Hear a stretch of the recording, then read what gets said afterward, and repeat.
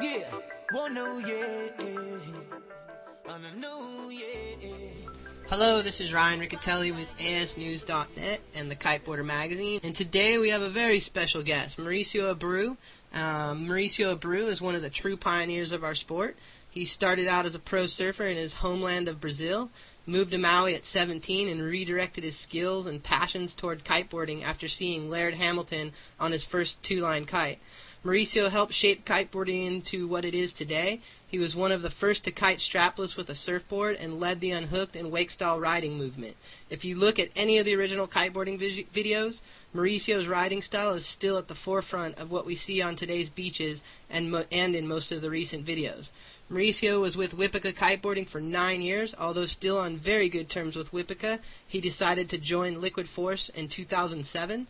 Tonight, we will find out about why he made the switch, his thoughts on what is happening in the industry, his vision for kiteboarding, and his new role with Liquid Force. So, Mauricio, why don't you say hello to everybody? Hello, everyone. I'm from Maui. I hope you guys were here. Maybe not. Surf was empty today, so maybe next time. What's up? Yeah, Mauricio, you know, you've been around for a long time, man, and Marina Chang, my producer, she writes up these interviews, and I kind of give her some facts, and I know that she did some research with Corky and all, but the one thing that really stands out here is it says that you're a pioneer of the sport, which is it's true. You're part of the original Maui crew, and why don't you talk a little bit about that? Well, you know, like when I started kiting, it was pretty much a couple of guys. You know, when I first saw it, it was Laird and Mark Angulo and Don Montague, just pretty much trying to figure out Sky Tiger, you know, flex foils, kites, and then first time I saw the first Wipika two-line, I kind of like, you know, had a thing for it, and I felt like, well, you know, this is kind of like, you know, extension of surfing. At the time, I was riding for Jerry Lopez, and he always got on my case of being in the water, you know, every day, and not only when the surf was good. And that's like about that time when the Maui crew was like being formed. That's when I met Lou and Eli LeBeau and Fadi, Chris Gilbert. You know, a lot of these guys were like just learning too. So it wasn't really like, you know, a sport. It was just like a bunch of guys that exchanged information on the beach and tried to make it work. And with time, you know, tricks develop and equipment develop, and a lot of people got to get known as, you know, pro riders and get a Maui crew. You know, it was a big part of kiteboarding in the beginning, and it played a big role in what kiteboarding is today. You know, as thanks to Lou and guys like Don Montague and Pete Cabrinha, you know, a lot of things on the sport is what it is today because they had ideas and guided the sport a direction, you know. So that was the Maui crew right there. Well, and you've had a long relationship with Wipika, as it says, 9 years, and now you've crossed over to Liquid Force. Why don't you talk a little bit about the why and the how that all came? I was with Wipika since the beginning, basically. You know, when I first started kiting, I decided to buy a kite, and at the time I had, you know, I was managing a restaurant and doing stuff over here in Maui, and I just decided to jump full bore into the kite thing, and I started working at the first Wipika distribution. At the time I was based in Maui with the Baxters, and that was when I started creating my relationship with Wipika, and that was like 9 years ago in the very beginning of the sport. You know, a lot of the people that was there remember about like the first kite bars from me, and you know, like asking questions how to repair ladders and stuff like that. From there, the sport grew, and I just, you know, branched into even more marketing, you know, more photos and stuff, and it brought me as a rider. It's been a really good relationship we had, but at this point, you know, last year I broke my leg and I was out of the water for a long time. It kind of gave me time to, you know, see everything from a different point of view. You know, I wasn't as in the scene or traveling as much as I should, and I just started realizing that I needed, like, you know, a new incentive. You know, Wipika's having some problems, and you know, even though they make great equipment, you know, the management was having problems, and communication was a big part of it that it was lacking from their side. And I just felt that, you know, I needed to start fresh, start somewhere that, you know, I could talk and be more of a part of guiding the image of a brand, you know, in the way that, you know, we both believe. That's how kind of it happened, you know. It was, Wipika had to kind of focus the budget in, you know, development a lot more than they needed on the marketing side, and at the same time, I felt the need of a change, just like a good opportunity to move on. And I always admire Liquid Force equipment, and I'm friends with Tony Finn for, you know, years, since the very beginning of the sport. I just, you know, saw everything kind of falling into place. Corky Collins is a good friend of mine, and he's the brand manager now. I have two of my great friends, Moy Halgood and since Lisa as team riders. So just kind of everything kind of fell into the right place and to make this change, you know, positive, and you know, it's just kind of like the perfect scenario for this thing to be done. So, and that's why I'm doing it now. It's Liquid Force, you know. I'm super stoked. Couldn't choose a better brand to be with. Well, and you know, there's a lot of questions that's here, and actually, first of all, we want to congratulate you on the birth of your baby girl, Malia, who's now 9 months old. And how's fatherhood changed your lifestyle? Because, you know, kiteboarding, you know, you've been a kiteboarder forever, and now you're a father. Yeah, you know, it's, you know, everyone always told me that having a kid is the best thing ever, and you know, I cannot disagree with that. You know, it's just a blast. You know, it just changed your point of view on everything. You know, it makes you see things a lot more serious, but it also makes you look things that are not so serious and not care as much about. You know, and that's kind of like, you know, my daughter just teach me so much about, you know, what I have to do, you know. Because, you know, you sometimes you think that, you know, what's happening to you is what's matter and what's important, and then now you have, like, a little person that depends on you, and you realize that, you know, it's not as much about you, you know. It's about, you know, it's about her. It's about her health and her well-being, and it kind of opened up my eyes a lot to the kiteboarding side, too, you know, because I always push the sport and I was trying to guide, and it kind of like gave me a different perspective of like, hey, you know, this is kind of like, you know, my baby too, you know. I've been there from the beginning, and I kind of, you know, got to give an extra push to guide in the right direction and push it. So it definitely, like, fatherhood, it just brought more balance to my life, you know. I have a great family, and, you know, my fiancé is, you know, I couldn't be with a better person, so I'm super stoked. Well, that's awesome, dude. Well, you know, a lot of people don't realize that you started as a pro surfer, and, you know, do you have any regrets about switching over to kiteboarding?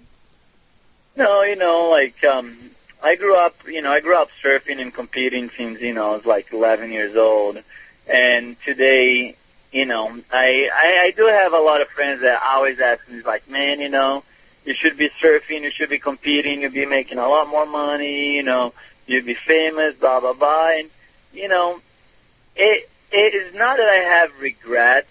It's more that I wanted to create an impact on something in my life. And when I picked up kiteboarding, the things I was doing is start interesting people, and people start believing in the way I approach kiteboarding. And I think, you know, the important thing is not that I regret being a surfer, is that, you know, I don't regret being a part of kiteboarding, because at least I'm here and I'm helping some people to see the sport different, you know. And since the beginning of it, I never saw kiteboarding as a different sport of surfing, you know. When I started, it was pretty much, actually the only reason I started kiteboarding was because I didn't have to switch stance, and I didn't have to ride nothing that I never saw. So when I started, I was in a toe board, and I was riding toe side, you know, goofy foot everywhere. And that, for me, it was like surfing, but just in another version of surfing. So I'm still a surfer. I might, not compete as much and not, do surf trip as much as I wish, but I don't regret at all being involved in kiteboarding, because I'm happy that I'm making a difference in helping some people approach the sport different and bring my surf roots into kiteboarding, and now, Lou always told me, like, man, you gotta ride a surfboard, and I feel like the time will come that, kiteboarding will only become, an extension of surfing, like it did an extension of wakeboarding and snowboarding today, everything, is just a way of riding a board. Well, a lot of people, too, they don't know the fact that, I've spent time with you traveling and stuff, and one thing that you've always amazed me with is, any board you ride, you can make it work, whether it be on a cable, whether it be on a skateboard, whether it be on a surfboard, whether it be on a wakeboard behind a boat, and surfing, free surfing, and towing, and you're all of the above, and you're good at all of those sports. A lot of people, they just think that kiteboarders are so one-dimensional, and how do you think all of these other board sports have helped, push kiteboarding? How have you taken those skills and put them into your riding? Well, since, I see kiteboarding as a small percentage of every single board sport. Basically, wakeboarding, for example, there is variations of wakeboarding that applies to kiteboarding that fits perfect, the tricks, the speed, spin, stuff like that. And a lot of people doesn't see it. The problem that a lot of people have with kiteboarding is that if you're a wakeboarder, you see kiteboarding as a big sport. So they'll see a version of kiteboarding which doesn't relate to their own sport, and then they start, putting aside. They say, well, this is not wakeboarding. It's like, yeah, of course it's not wakeboarding, because wakeboarding is this part of kiteboarding. And then you show that side, and then they'll see the relation. Same with surfing, a lot of pro surfers see kiteboarding and go like, man, this is not surfing. This guy's, jumping in the air and take his board off and spinning. What that has to do with surfing? Yeah, there's nothing to do with surfing. But take a look at this. This has to do with surfing. Look, this guy's riding a surfboard in a wave the same way that you are. It's so kiteboarding is such a three-dimensional sport that is hard for one industry to focus and relate to 100% of kiteboarding, Slowly people is opening their mind and going man, I can ride my wakeboard with a kite, and I can ride my surfboard with a kite, I can ride my wake skate with a kite, I can ride my snowboard with a kite. And the more that they see that, the more they start seeing kiteboarding is not one sport. It's a small portion of a lot of different sports. And I think with that coming into play, we're going to see a lot of people understand and respect kiteboarding as a extreme sport a lot more, Well, and the industry seems to be concentrating on the surf aspect of the sport, and do you think this is our biggest opportunity for growth? The surf aspect is surfing is hot right now, everyone loves surfing. It's an amazing sport, it's a great lifestyle. And, it is a big part of kiteboarding today. But the main thing is kiteboarding can become a big part of surfing. So, since I started riding a surfboard, I always told everyone, I'm like, man, I kite when it's good. But when it comes down to surfing, there's the three rules that, in my point of view, there's three ways of surf. You surf when it's good, you tow when it's big, and you kite when it's shitty. When it's windy, when it's onshore, when the waves are too small, you go kiting, because you eliminate all the problems. If you take as surfing being the ideal, sport where you have the balance of you have enough power, self-power to get into the wave and catch the wave early enough to surf the wave. You have a board big enough to catch, to get in to surf. If that's the perfect scenario, when it gets too big, you need assistance.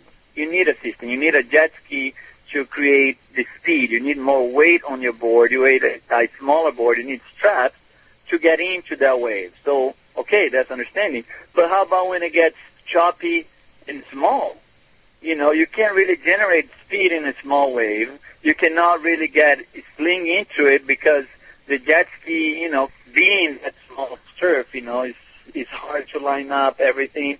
So you start finding another, and of course it's choppy because it's windy, so you start finding another way of surfing, you know. You get a kite and you're like, okay, now I can generate enough speed. So during the wave, because the kite's pulling you above the wave, it's not creating a track, anything, you can go out and catch 20, 30 waves. Even if the wave's a foot, you know, you can still do aerial, still do cutback, still hit the lip, just like you do a normal wave. So it's just basically like another way of surfing. So today, inside the kiteboarding industry, there's a lot of play into that, and there's a lot of people, you know, going out to these epic conditions, you know, and kiting and doing all that.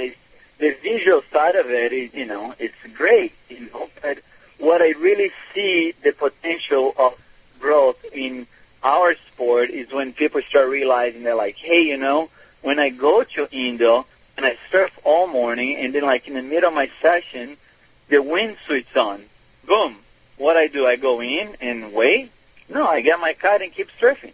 You remember, like, the trip we're in Barbados, we were doing that back and forth. I was surfing with two guys. The wind would come up and die every, like, 45 minutes, and every 45 minutes I was surfing. If it was with my kite or without my kite, same exactly board, I'll just, boom, pick up, land it on the beach, the wind died, okay, you know, go surf, you know, beach break, boom. Wind come up, get my kite, go out, and that's where I think that the more people realize that that's a possibility of their everyday surfing schedule, you know, that, you know, a lot of guys in California have jet skis, and a lot of guys go tow when it's really big because they want to surf when it's big. So eventually they're going to realize, like, man, when it's small and windy, I still want to go surf. My jet ski ain't going to help me. My Al Merrick's or my Pat Rawson boards won't help me. What do I need? I need a kite. I can still use the same boards. All I need is those 1 foot waves and have the same fun, you know. So that's, the more people realize that, and when I say that, I don't say the media, but the consumer, the more they start realizing that and feel like, man, you know, that's something I can do it in front of my house every day. That's where I think, you know, the surf, you know, side of it going to take a big role in kiteboarding. Yeah, and that's true. You mentioned something about Barbados, and that was in 2002. And that was really the first time that I watched you put, basically, you had a Michael Barron surfboard at the time that I think you just bought randomly from somebody, and you put that and a kite together, and you were making it work, and I was blown away personally. And I came home from that trip, and I remember going down to my beach in California, in San Diego, and walking down with my surfboard, and my friends are going, "What are you doing?" And I'm like, "Oh, it's the secret weapon." And I rode it for a bit, and here we are now, 2007, and strapless riding is probably it's the hottest thing right now going on in the waves, and it's probably one of the most controversial parts. And back then, you were unhooking, and I mean that was 2002. And what helped you put those two things together back then? Because I probably, and maybe I'm wrong, but I would credit either you or Lou as the first two people I've ever seen do that. Well, you know, it's the whole idea of you know, being able to do what you like to do whenever the conditions are ideal for it. You know, basically, it wasn't something that, you know, like I always told everyone, you know, if I was a regular foot, I'll probably never even wakeboard, because I live in a place, you know, Maui is like, you know, starboard wind every day with rides going, and in the beginning of the sport, I just couldn't see myself riding switch. I'm a surfer. I didn't want to switch stance. And at the time, the kite, you know, didn't really allow you to go backside. So I was like, you know. But I always thought, at the beginning, I'm like, man, you know, the day that I land in a left and the wind is good, I'm going to be riding my surfboard. And this was like back in you know, in 97, 98. I always had a feeling, you know, back then we didn't travel, you know. When we traveled, we went to the gorge. And that's, you know, pretty much the only thing I knew to probably '99, and after I started, traveling more and experimenting, I saw, like, few times, especially like Vallejo over here, I start realizing that, I'll go out and start seeing some lefts and go like, man, this place I can ride my surfboard and be going front side and start having some fun, and the first time I actually saw the truth of it, I was riding Vallejo, for a couple of months, and I had to do a trip to Brazil, and when I got to the World Championship in Brazil, I had a heat, and the wind was blowing perfect port tack, and it had like a head-high shore break. So everyone was trying to do tricks and the wakeboards and and I went out, did my heat, came back in, didn't even drop my kite, just went straight to the beach, grabbed my surfboard, went back into the water, and just went riding. It was perfect class, shore break. You could do like 2-3 turns in each wave and go back out. And that was in 2000, and I still have, I had like a pulley bar and, like a roster board, like really old school stuff. And that was when I was like, man, this really works. I had like a friend of mine was taking some photos, and I have awesome shots from that. And I was like, man, this, not only the fun side of it, but the visual side of it is great, And that was that year that, like, me and Elliot just started, like, deciding, like, hey, let's go to Vallejo and film, And 2 years later, we put out 10-4, and that's when, I guess the mass start seeing more of strapless surfboard riding, when 10-4 came out. But that was been going on for some time. I don't think it was like a master plan to do something to impress. It was just like, man, when the conditions are good over there in Vallejo, it means it's really bad at Kite Beach, we can be doing something fun too, We can be like wave riding, and it was just another way to be in the water whenever we could, whenever the conditions allowed, you don't limit yourself on the Kite Beach or wakestyle, like, hey, there's this wave place you can ride, a different board in a different style, That's when I got into it, Well, there's a question coming out of the lounge from a guy named Gusto Maximus, and everybody they're online, so they got screen names. So anyway, his question for you is: does Mauricio not kite in large or good surf? So I guess he wants to know, like, do you like to kite in big surf? I like to kite in big surf. I do. I love big surf. I've been to the zoo a few times. I've been, couple breaks. I've been Hokipa really big. I've been in definitely bigger surf, but the challenge for me in big surf, I think it's paddle in. I like to feel, this again. I'm not trying to make my career as big wave kiteboarder. In Tahiti, we got like 6 to 8 foot surf, and it was perfect wind, and because it was epic. But as soon as the wind started getting, a little bit, weak, I wasn't going to try to put like a 20 meter and go out and try to prove myself and get a huge wave. I prefer just get my board and try to pull in, just paddle into a wave and catch it, and if the conditions are right for kiting, I'll kite, as big as it is. Do I want to go out at jobs and kite and focus my life in kiting? No, I focused my life at one point in surfing it, and I did it, and I just don't see the reason why I should kite it, because if I really want to get the excitement, I can just go surf the place and get the excitement on that side of it. But the excitement I get from kiting is exactly those, like, for example, I was in the UK in this island called Island of Wight, where there is no surf. There is absolutely no waves. I get over there, and there's a wind swell of like a foot. And it's literally like, this little perfect little laugh just going. And nobody even thought of riding a surfboard or anything, they just saw it little ramps. And I went out and I kited, and I was doing aerials, doing cutbacks, hits, throwing the tail, everything. I was having a blast, just like I would if I didn't have my kite and I was in 4 feet surf. I did the same exactly wave riding I do in 4 feet with a kite. I did it in a foot with a kite. And that's what I was like, you know, that's what brings me the excitement. Being able to do something that is not physically possible without a kite, you know. It's not physically possible to do an aerial in like, you know, a 15-inch wave or do like a big roundhouse. It's not physically possible unless you have a kite.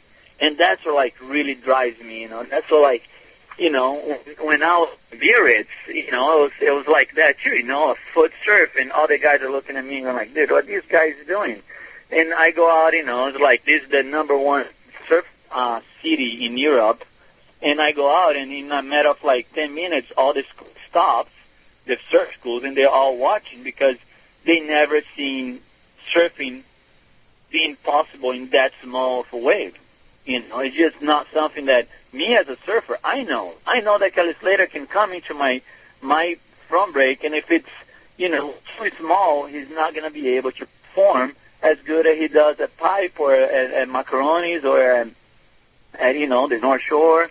You know, he's not going to be able because he cannot generate that much speed. But with a kite, boom, you eliminate all the problems, and that's, you know, what excites me. Of course, you know, my dream place to kite, it always have been, you know, the left in Sumbawa. You know, I can't wait to get over there. You know, I got to kite last, you know, September, one of the best surf waves in the world, that's Macaroni's. And I tell you that I kited for an hour and a half before all the surfers came out, and it was the best session in the most perfect surf. I could have easily be surfing, but it was just, everything was lined up so good. That was one of the best kite sessions I ever had in my life on a wave. And if I get that every day, of course I want to ride there every day. But as soon as the wind started getting a little bit or the waves came out bigger, I just saw the excitement for me to be without a kite, because that's a little more challenging for me. And, you know, I'm not about, you know, my career is not about what can I do with a kite. You know, I see my career as like, what can I do, period. With a kite, like you said, you know, with a wakeboard, with a wake skate, behind a boat, you know, on a skate ramp, on the lineup surfing, towing, whatever it is, you know, I wanna go out there and try to do the best I can, you know. And kiting big waves, I just know that I can surf big waves a lot better than I kite. And if the conditions are right for kiting, I'll be out there before anyone, and I'll be trying stuff that, you know, and a lot of people be trying surfing. You know, it's just my nature. You know, it's just the way I see. So I do kite big waves. Answering the question, I do kite big waves. I just don't make the focus of my life chasing, you know, windy places with big surf to kite. I just try to kite whenever there's wind in whatever condition there is. Which makes a lot of sense. And, you know, I've seen you surf, and you're a hell of a surfer. I mean, you were in Barbados on that trip. I was blown away because you just go down the line and generate a ton of speed and then bust a big old indie air. And I was like, whoa, like, you made that look so easy. And then I know that a few of us tried to go out there and try to surf that beach break, and half of us couldn't even go down the line. So a lot of people don't realize you're a very talented surfer, and I imagine a lot of that probably crosses over to your surfing. But I want to get to a question here. Pat Rawson has sponsored you for the past 6 years, and rumor has it that you'll be working with Pat on 4 new Liquid Force surfboard models for 2008. Yeah, you know, I've been riding rock boards. Soon as before Pat, I was riding for Jerry Lopez, and moved to Oregon, his factory, so it became a little more challenging at the time to get boards from him. At that time, I was friends with Ryan Rawson, which is, you know, a big-time surfer and a kiteboarder.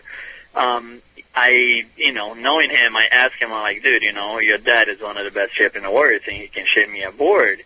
And he did. And at that time, he was just shipping my surfboards, you know. I'll go there and, you know, he saw, you know, my surfing skills, and he was like, hey, you know, I make boards. I need a guy in Maui, and he started making my boards. As time went by, we started working together, in at a time at the Clark Foam, we started working at making surfboards, and me and Ali Labo was working close with him, and it was just funny how everything fall into place. At that time, a lot of people were really close-minded on the whole surfboard shape, and Elliot's a friend of mine from years, and I always told him, like, man, you gotta try the surfboard. You gotta try the surfboard. And he's like, no, I got like this Mutant board, blah blah blah. The second he stepped his foot on a Russian board, it was like he was sold. Like, to this day, he was just like, man, I saw right away his skills just went like everything shined, everything came. And since then, we've been working in this whole kite, crossover surfboards, right? And 2 years ago, we started working with SurfTech, and we did a board with them, which is like, still a surfboard, but we kind of like pulled the lines a little bit to work as a good kiteboard. And when I switched to liquid, I brought the option, I said like, hey, liquid makes a different construction at SurfTech, which applies for, a balance in a perfect quiver, The SurfTech is a really strong, durable board, and, it's pretty much an unbreakable board, as I fell on my ankle, where I broke my ankle and didn't break the board. But, liquid has a whole construction, but as the way that they build a board is a polyester regular surfboard, which is like brings a lot of the fine tuning that I couldn't really get on a SurfTech. The SurfTech would be my everyday, put it through hell and back kind of board. But whenever the waves got a little bit cleaner and I needed a little more fine tuning, the like perfect rail, a little more flex, a little more, tail rocker, I would only find that on a polyester board. So I switched to liquid. I noticed that they're doing polyester boards, and I asked them, like, man, you think, you guys want to use some of Pat's shapes for, some of your boards, because we've been working in so many shapes that are just, like, so good for kiteboarding that people hasn't even seen. Like, Pat Rawson be shaping, fish when fish came out. He's been shaping Bonzer when Bonzer came out. The guy is like one of the most well-known shape surf tree. The guy's, his name is out there with like Dick Brewer and All Merrick and all these guys. He's a legend of shaping. And I think Liquid just saw the opportunity to like, hey, Liquid does have some genius wakeboard maker that's Jim Redmond, but in the surf side it's like, man, Pat Rawson, you can't get a better name and you got that word. And it's not that he's gonna jump in and make a new board for Liquid. He's gonna have the opportunity to produce the work that we've been doing for the last 6 years. Liquid gonna allow Pat to make the boards that we always like, man, you gotta make this board in production. It's just not, for SurfTech it's not suitable, or for Wipika at the time wasn't suitable, and for Liquid now, is the perfect timing. So, you guys wait. The stuff that's about to come from Liquid and is just it's gonna blow everybody away, and it's gonna be, if you're riding a board, this would be like the McLaren of boards, man. It'd be like, I got some of the shapes in, and it's just works unbelievable. It's just so much fun. Well, tell us about, I know you're working on 2 quad fin boards, and what is the advantage of a quad fin? Well, you're not really supposed to be announcing that, that's supposed to be released in a couple of months, I just finishing working on those as Pat. We've been working in quads for some time. Stretch definitely brought the revolution of the quad fins, and it definitely has Stretch being a guy that also does kiteboards, and he understands the dynamics of You know, one thing that a shaper that doesn't shape kiteboards, that doesn't have like a relationship with the industry in a way that they can kite or can understand how fast you're going, how much water is moving, or how much air. You can't really understand that unless you see and kite and talk to and have a here to tell you that. And Stretch came out and he understood the force. You can generate a lot more speed, a lot less drag.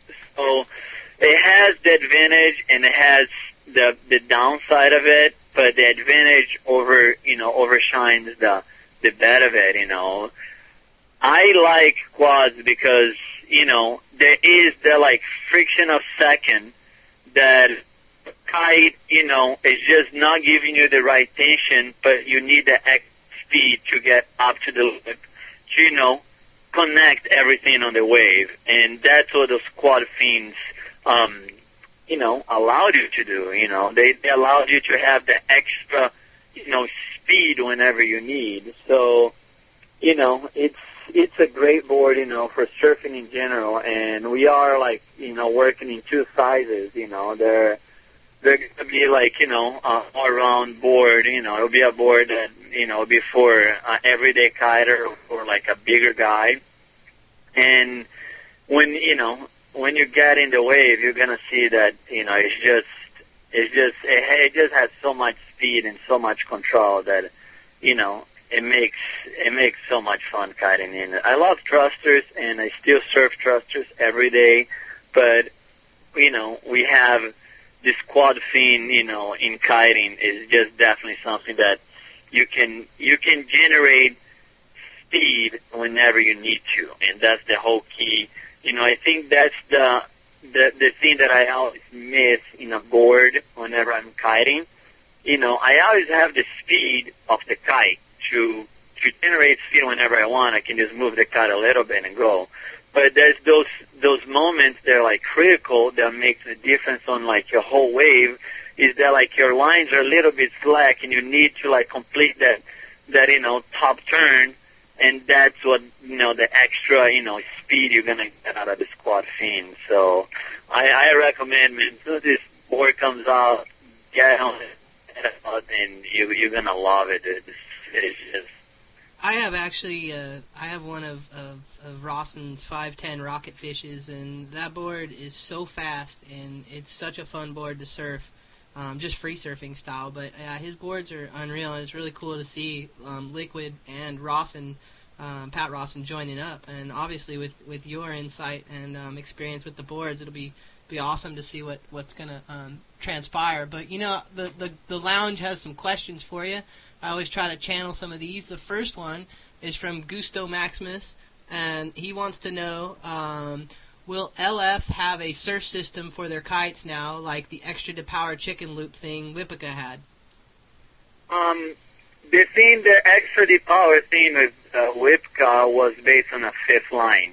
We are developing something that is not any great invention that we're coming up with. One thing, like when we developed the surf system of Wipika, it's, it kind of went into the base of the line of thought that I always believe, if you can make something work but keep it simple, that's the key. And we have a couple ideas that we've been working on, especially with the hybrid and the bow kite, that will allow you to wave ride with a completely deep water kite and not go through all the hassle of, pulling this line or pulling that line.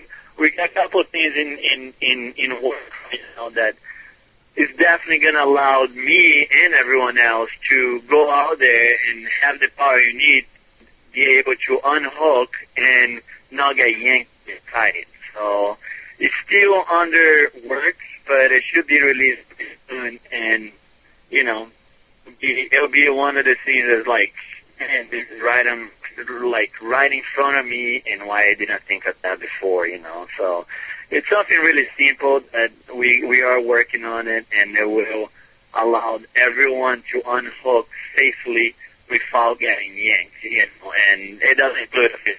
I'm just to tell you that. Well, Well, that's cool. And here's another question.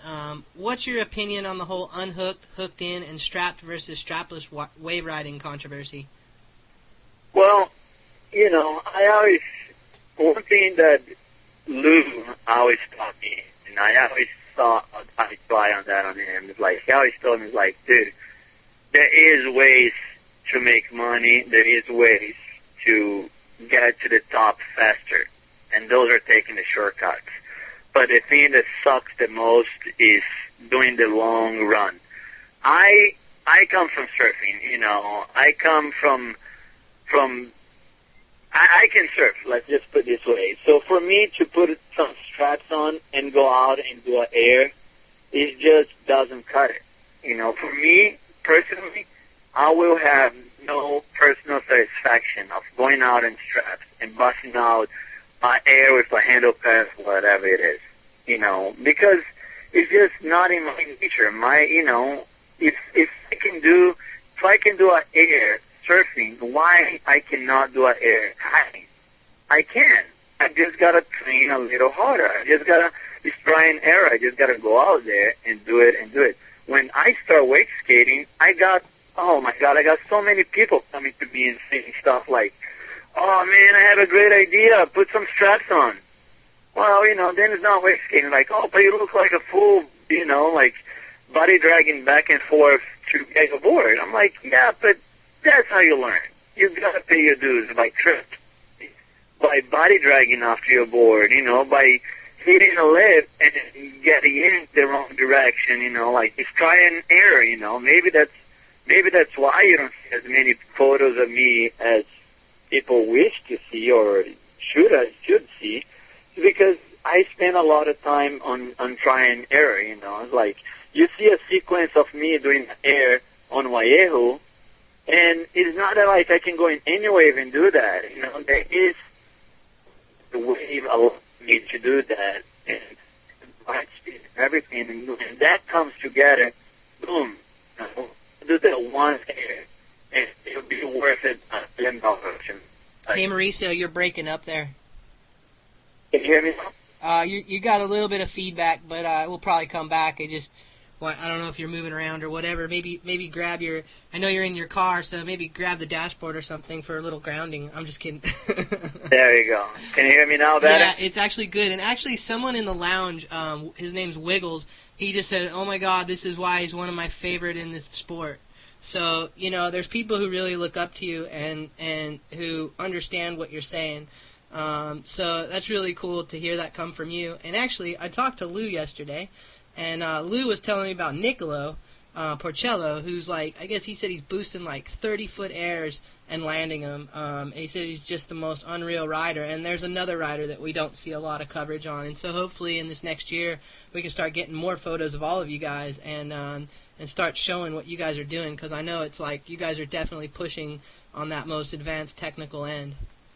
Yeah, it's the whole idea, like you live in Maui and you saw firsthand what, the crew is all about. It has never been about the shot. It has never been about the glory or the money. It always has been about going out and having fun. And if you go out and have fun, it means you're landing something that nobody else in the peanut gallery can land. To be able to come in and say I want to see you do that, and then we're gonna go out there and try it. And that's what I think the fun part of kiting comes. Of course, the level changes from person to person, but the satisfaction that you get from doing something that's out of the ordinary, even not in other people's eyes, just for your own personal satisfaction, is a lot bigger. You do it with something that everyone can do it. It's like I always told guys, I always told Ben Wilson since I met him in the Motu. I'm like, dude, don't worry about what everyone is doing, man. Go out there and have fun. Don't just stick to what you believe is fun for you. If you go out there and you say man, today I'm gonna try to ride on my head. And everyone says, dude, you're a cook. We all clapping our hands when we jump. Why are you trying to ride on your head? It doesn't matter. If you're gonna be stoked doing it, go and do it. If it's something that it would be like, like wake skating was, like wake tricks are, like, it will have the person that will appreciate it. They're going to come to it. And that stuff is cool. I think riding, and there is a certain, like, I have friends that I tell, like Elliot, I think he's one of the best wave riders in the world. But I cannot tell him, take off your straps, because his roots and his personal satisfaction comes from that kind of riding, from, like, kind of following his windsurf roots, coming and hitting the lip and throwing the tail, and it's great. I cannot take that away from him because I'm going to kill his passion of kiteboarding. I'm not going to go and say, like, dude, you got to ride strapless because you'll be more cool. No, dude. But don't come to me and ask, because I like to ride unstrapped, and whoever felt the, like, first hit with no straps and the tail loose and you pulled all together, that is, like, the best feeling that is. And you could have done a million of those in a session if you had straps, but it's that 1 second that you don't have the straps, that everything comes together, that will make the difference in the long run. That will be the wave that you're going to remember. It's like, fuck, I had this wave that I just bust the air and, landed, and, I almost didn't make it, and I popped back up, and when I saw it, boom, clean wall in front of me. I could do 2 more turns, boom, you're just in heaven, it's just the wave that you're going to train kids, and that's where I think the controversy comes in, is people who is doing it for themselves and people who's doing it for the exposure. I do it for myself. I don't do it for the exposure. The people who does it for the exposure, that's great. The people who rides with straps for fun, that's great too. But I'm just not like that. I never push down the throat of no one, you gotta ride no straps. But I have had situations where people came to me and said, like, well, you're not allowed to come over here and ride without straps or without this or without that, because we don't believe in that in kiteboarding. I'm like, dude, kiteboarding is a way to have fun. And that's what I can do it. If you don't want me there, I'm not going to be there, So that's my point of view on the controversy. It should not be any controversy. Just go do what you have, what you think is fun, and respect and acknowledge level of, how technical it is to do one thing and another, regardless of anything. Just evaluate, balance, I can say that, driving, you take surfing and you take skateboarding, man, 2 similar sports but completely different at the same hand. And Kelly Slater is a great surfer, and I admire he does, but I can never say that he has enough skills as the top skateboarder, a guy like Rodney Mullen. Yeah. Because, it's 2 different things, it's 2 different sports, but how technical skateboarding is today, it just brings to, like, such a higher level. And I'm not taking away from Slater, but I gotta give credit to skateboarders. Yes, for sure. And that's what kind of you gotta see in kiteboarding, Don't take away from no one. Give credit when you see something like, hey, instead of saying, oh, he could have done 5 feet higher with straps, you can say, like, man, that's pretty sick. He's a foot off the wave, but he has no straps. And that's the controversy. Just appreciate what is being done, whatever, how it's being done, Well, and we just wrote, I did the interview with Felix Pivic, who's, original Maui guy too, and Felix, his comment, I asked him a very similar question, and his whole point was that, if you're at the top of the sport, you got to push it, man. You can't just be at the top of the sport and accept, like, the status quo. And his whole thing with the controversy of unhooked and riding strapless is that, if we don't push the sport, what are we doing then? Exactly. I agree with him. And there's different ways of pushing. He's pushing from the surf side of it. He's pushing in riding with straps. I believe that, and I agree with him. He got to push today. He is one of the best wave riders. He got all the coverage. But the thing is, for me, I want to push those guys that are out there listening or reading the magazines that go out and ride without straps, that they might not be the greatest riders or they not might be the coolest guys in their area, but they know that what they want to be able to do is what Slater does. You know, it's like, I'm a surfer and I'm not on top of my sport. My sport is surfing. I have kiting like Laird has towing. That's basically it. You know, Laird is a surfer by nature. He has towing as an extension of surfing. So he uses the jet ski to get those waves. But he keeps pushing it. He keeps pushing it. He doesn't add a helicopter. Well, he did once, but, you know, he doesn't add stuff to take from the essential sport that he's a part of it. And that's how I see it. You know, I'm a surfer, and I don't want to add a strap because my whole goal is to be able, maybe that's my fault. Maybe my problem is because I probably surf better than I kite. So I try to kite as good as I surf. And I don't want to create a shortcut. I don't want to put a strap and go up there and kite as good as I can surf. I want to learn how to use my kite and my board and all the elements in between and do it just like I do it without a kite.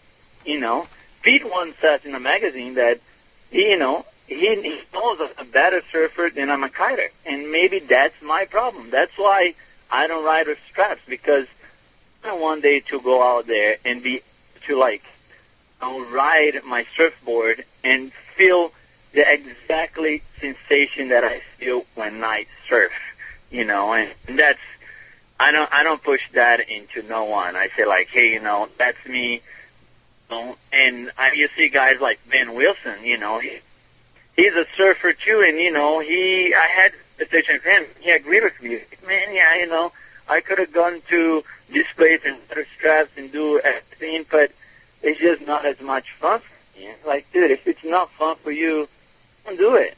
Don't do it, you know. Go open a restaurant, you know. He's like one of the best chefs I know. Go open a restaurant and kite for fun, because that's what the sport is all about. Again, I bring the fact of my friend Elie Lebeau. I can never tell him not to ride with straps, because he's fun from riding with straps. So do that and have fun. If Felix rides riding with straps, if he gets that sensation that he's ripping the edge, in his board with straps, do it. Don't listen to me. I'm a case that, like, you know, I'm trying to please one person only, and that's myself. If I can go out there and have fun, I'm stoked. You know, maybe that's why a lot of people think that I suck, because me and them, I'm like trying one trick a million times and crashing, like, man, that guy's not having fun, but I am. Or, you know, I'm body dragging over my way out around to get my wake skate to do, like, you know, a 3-feet ollie. But is that not fun? Maybe for some people it's not, but for me it is. That's what I'm all about. The day that I land, I'd be stoked. And that's in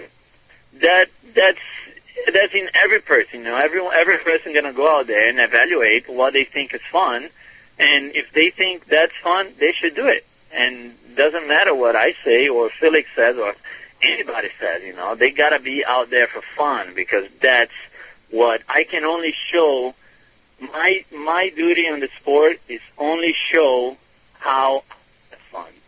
If like 2% of the industry looks at it and says like, man, I'm like that guy, I have fun like that. There you go. My job's done. I please 2%. Those 2% saw it, and now they go out and they have a way to have fun. And that's it, you know.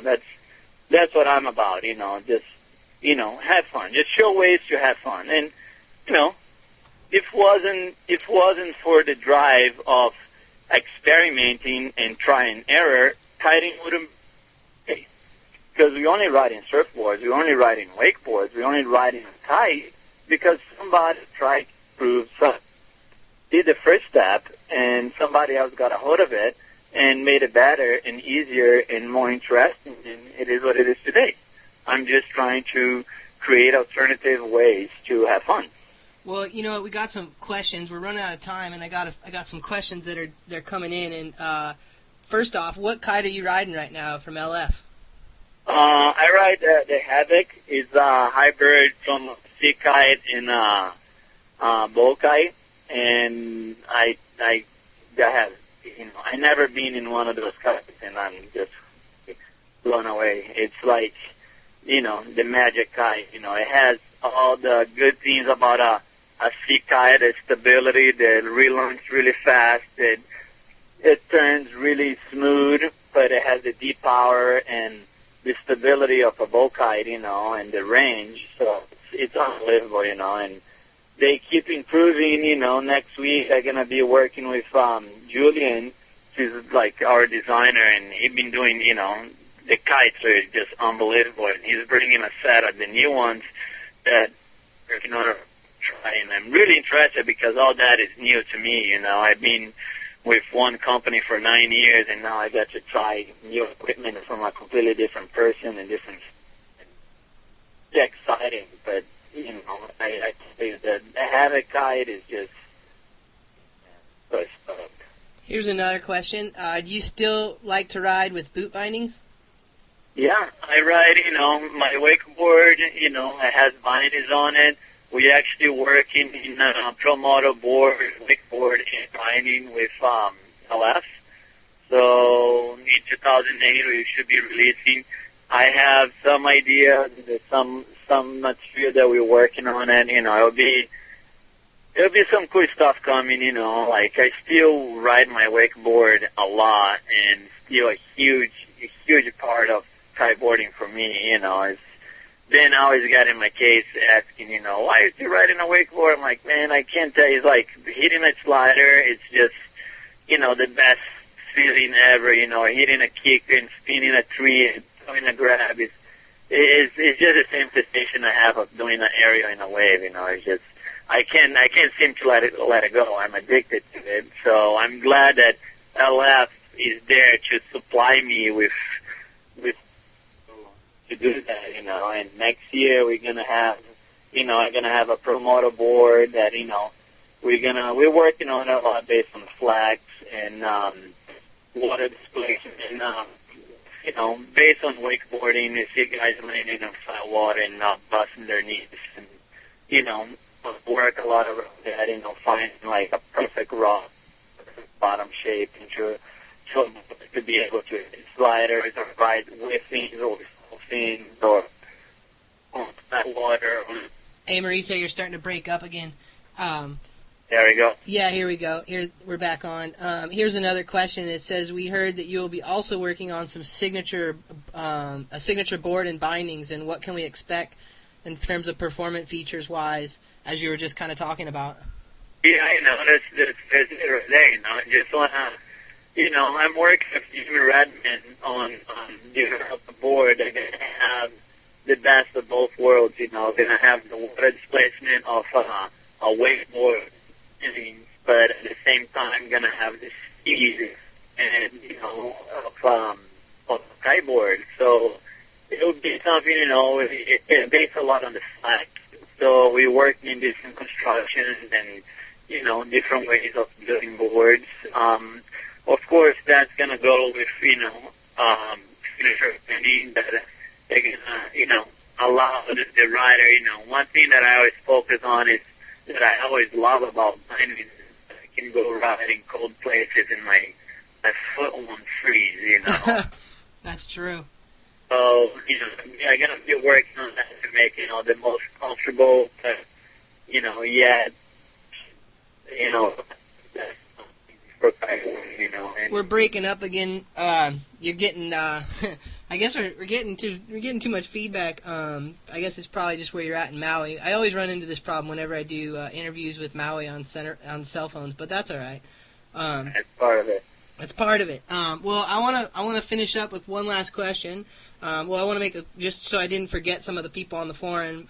Big Ian from Miami said he wants to congratulate you on joining Liquid Force, and also, Klaus from Germany says he wants to thank you for sharing your ideas in kite surfing and showing your unique style and instructionals. He said you make the tricks look too easy, though. He wants to know, do you use some kind of judo approach? That is to learn how to wipe out before pushing your limit so it won't hurt so much? Judo approach, yeah, there's like, those judo, like those karate movies that you see the guy hitting, the master hitting the student with a piece of bamboo and just having him take the pain over and over again. That's my trick. Just gotta keep trying and taking the pain, eventually stop feeling the pain. Eventually, the pain gets easier to take it, so there's no technique, you just try and error, man. You go out there and you go, you be safe, of course, but just go out and try it. And if you crash, take a look in and do it again. Well, Mauricio, we got to wrap this up, but I want to give you a chance to, throw a shout out to all your sponsors and all your friends, so here's your chance, bro. Yeah, my sponsors, everyone knows the sponsors. I think we talked about them. I want to welcome Chris Wyman. That a lot of people in the kite industry, in the windsurf industry, know him. He's been a big part of kiteboarding in the beginning, and now he's working with Canon Polarized. And he's one of the best glasses I ever put in my face, that's for sure. And he's like working with those guys now, and I'm super stoked to have him on board. He shared the same vision as me of the sport, and, it's great to have, the owner of the company, Steve Rosenberg, shares the same vision too, but now we have two guys that are like so awesome to work with, so I want to welcome him into the team, and can't wait to be able to work with him. The kind guys, hey, can't say nothing good things about the kind, everyone knows. Great harness, great bags, everything. Jimmy Lewis, still the man, wakeboards, he rules, even I've been riding less on his boards because of my duties with my sponsors, but guys is the man, Jimmy is the man. He shapes, you go to him and you ask to him shape you a surf ball, he'll shape you a surf ball that works, man. This guy's amazing, this genius. And everyone else that always believe in me and support me, thanks very much. Everyone that always came to me and said that they like what I do, that's what keeps me going too, It's those few people that I get to stoke out when they watch a video, That's what I'm doing that for, It's me and then you guys, So thanks a lot for everything, and I hope to see all you guys in the water soon. Well, the coolest thing about this is that we get about 10,000 to 12,000 downloads per week of this podcast, which is pretty mind-blowing. And I believe it's not all. I'd say probably about 6,000 of those are unique downloads. But that's 6,000 people around the world. Right now, we've got people from all over the United States. We've got Harrison, who's actually he's in the lounge. He's from Perth, Australia. We got Brian Elkus. He's from Michigan. We've got Phantom's from Houston. We got Wiggles from Texas. We've got people from all over the world who tune in and listen to this, and then what we do is that's the live show, and then obviously I've been recording it, and then I promote it out of iTunes. And actually, when I was down in the Dominican, I just randomly ran into the senior recruiter for iPod, or for Apple, and he's learning to kite, and so he actually he likes my podcast, so he plays my podcast to the iPod crew. So like we're growing, man, and he actually hooked me up on some portal sites so I could get more plays. So dude, this is a great interview, and your message is going to get out to a lot of people, and definitely anytime you're doing something cool or whatever, you have something you want to get out there, just let me know, man. We've been friends for a lot of years, and I love channeling, I love just channeling the real voice of the riders rather than the marketing and press releases. It just makes this show what it is. So I appreciate you taking the time today, Mauricio.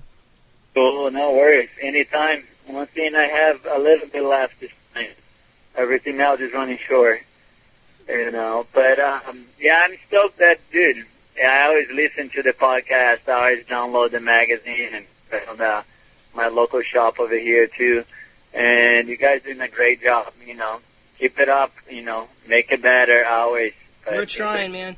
And we appreciate your support. And obviously, like we're just growing, dude. We're like, you know, we're just coming up, and we're just like we try to push it as much as you riders try to push it, and we try to really listen. And we're limited because we don't have the resources that some of our competitors have, but we have the passion and we have the work ethic. And I'm hoping, we'll just keep working on it and keep doing what we're doing. And now, obviously you're with Liquid Force, and Liquid Force is a huge sponsor with us and supports us. So that just means it's going to be that much easier for us to work together. And I look forward to that, Mauricio.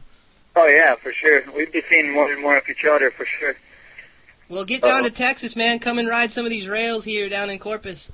Oh, I can't wait. I can't wait to get back to Texas, man. That place rules. It's one of the best, most fun parties I ever been over there. That was a crazy trip. Me and Mauricio, we did a trip in, I believe it was 2001, and we did spring break in Corpus Christi and South Padre with Corky Cullen and Elliot LeBeau and Peter Trow and and Bucky Ashcraft. It was a nutty trip. Buster Rhymes, can't forget Buster Rhymes. Oh, that's right. Buster Rhymes was there in person. That's right. We had an elevator party. Remember our elevator party? That's right. That Bullet sponsored elevator party with Buster Rhymes. That's a good old time. You got to repeat that. Oh, well, hey man, I like I said, it's great talking to you, and congratulations on your daughter. And like I said, we'll be talking soon. We definitely got to do a Mauricio Abreu interview in the magazine, because it's your time, bro. Yeah, whenever you want, just call me up. If I'm not in the water, answer my phone. All right, buddy. You have a nice night. You too. All right, have bye-bye. fun. Later. Later. Bye. Wanna know, yeah.